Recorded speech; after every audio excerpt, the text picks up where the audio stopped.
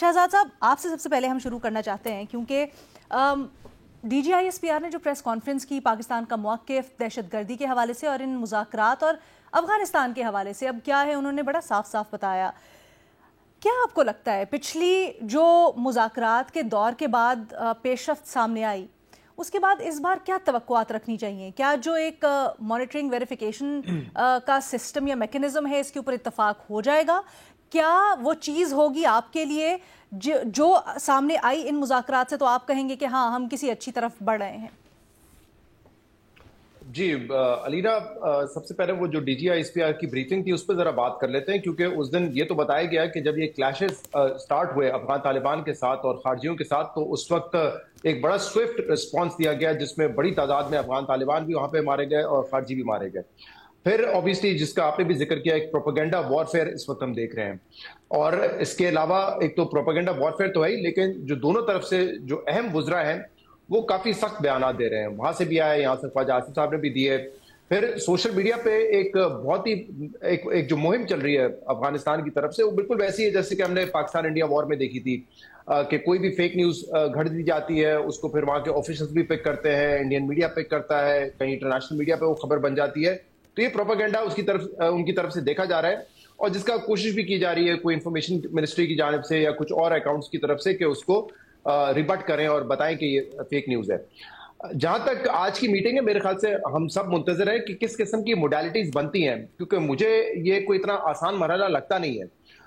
जो मीटिंग थी दोहा में, उसमें तो बाकायदा जो स्टेटमेंट थी और अफगानिस्तान ने जो स्टेटमेंट जारी की थी, उसमें तो ये बाकायदा मेंशन था कि अफगानिस्तान की जमीन जो है ना, वो पाकिस्तानी हुकूमत के खिलाफ इस्तेमाल नहीं होगी। अब ये दोहा में जो मुज़ाकरात हुए, उसमें हमारा तो एक वन पॉइंट एजेंडा यही था कि TTP दरअंदाजी करके पाकिस्तान पर हमले ना करे, और हम चाहते थे कि इन राइटिंग ये चीज सामने आए कि TTP को अफगानिस्तान जो है वो अश्योर करेगा कि TTP के हमले यहां पर ना हो, लेकिन वो इन राइटिंग नहीं आया।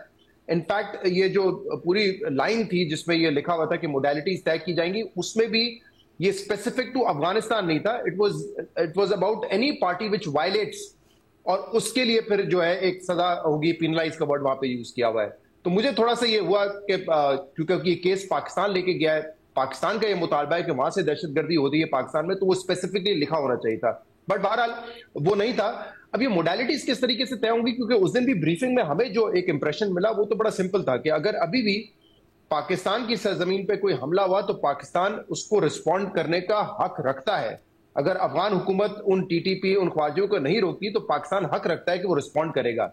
लेकिन अब अगर सालिस बीच में आ गए हैं और जो मॉनिटरिंग मैकेनिज्म है उसमें सालिसीन का भी किरदार होगा, तो फिर ये क्या क्या तरीकेकार होगा, ये मेरी भी इस पर दिलचस्पी है देखने में।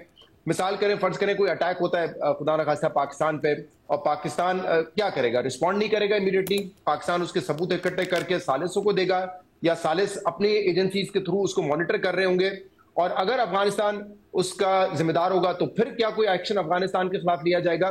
तो मेरे लिए ये बड़ा कॉम्प्लेक्स है।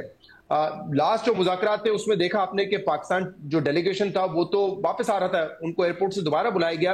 तो मुझे लगता है कि कहीं ना कहीं जो सालिस होते हैं उनको भी ये दिखाना होता है कि जब हम मॉडरेट कर रहे हैं मुज़ाकरात को, तो हमने भी कुछ अचीव किया है।